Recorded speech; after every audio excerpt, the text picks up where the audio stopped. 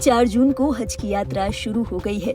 सैकड़ों लाखों की संख्या में लोग मक्का पहुंच रहे हैं।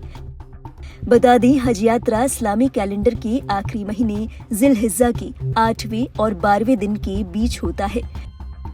इस साल ये समय 4 जून से 9 जून के बीच होगा। बता दें, हज के दौरान सफेद लिबास पहने नंगे पांव संगमरमर की फर्श पर लाखों मुस्लिम तीर्थयात्री धीरे धीरे काबा की परिक्रमा किया करते हैं। इसे तवाफ कहा जाता है। काबा इस्लाम का सबसे पवित्र स्थल माना जाता है, जो कि मक्का की ग्रैंड मस्जिद के बीचों बीच काले रंग की एक घनाकार इमारत है। इसे पवित्र बैत अल्लाह के रूप में जाना जाता है। हज यात्रा के दौरान जहां एक और अल्लाह की इबादत की जाती है, वहीं दूसरी ओर शैतान को कोसा जाता है, उस पर वार किया जाता है। धार्मिक लिहाज से ये बेहद जरूरी रस्म मानी जाती है। हज यात्रा के तीसरे दिन शैतान को पत्थर मारने की प्रक्रिया पूरी की जाती है।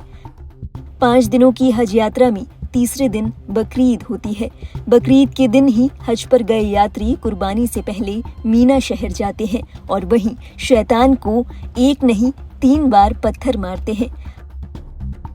हज यात्री शैतान को जो पत्थर मारते हैं, वो शहर के 3 अलग अलग जगहों पर बने 3 अलग अलग स्तंभ हैं।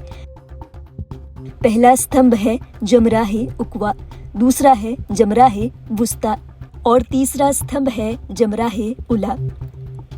इस्लाम में मान्यता है कि जिन तीनों जगहों पर हज यात्री पत्थर मारते हैं, उसी जगह हजरत इब्राहिम ने शैतान को पत्थर मारे थे। दरअसल शैतान उन्हें बार बार रोकने की कोशिश कर रहा था जब वो अपने बेटे की कुर्बानी देने जा रहे थे।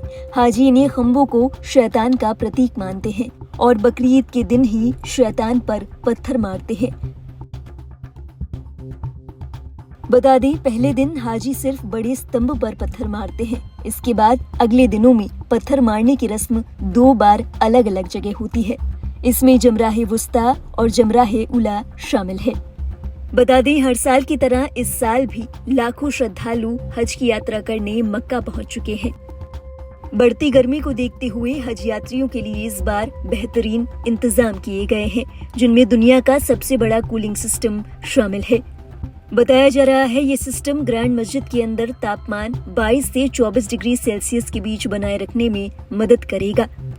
कूलिंग सिस्टम को 2 मुख्य स्टेशनों के जरिए संचालित किया जाएगा। इसमें पहला है शमिया स्टेशन, जिसकी क्षमता 1,20,000 टन है और दूसरा है अजियात स्टेशन, जिसकी क्षमता 35,000 टन है। सरकार की ओर से 400 से अधिक कूलिंग यूनिट्स लगाए गए हैं। इसी के साथ सऊदी सरकार ने 40 से ज्यादा सरकारी एजेंसियों और तकरीबन 2.5 लाख से ज्यादा कर्मचारियों को हज यात्रियों के बचाव और उनकी सुरक्षा के लिए तैनात किया है। इसके अलावा हजारों अतिरिक्त चिकित्सकों को स्टैंड बाय मोड पर भी रखा गया है।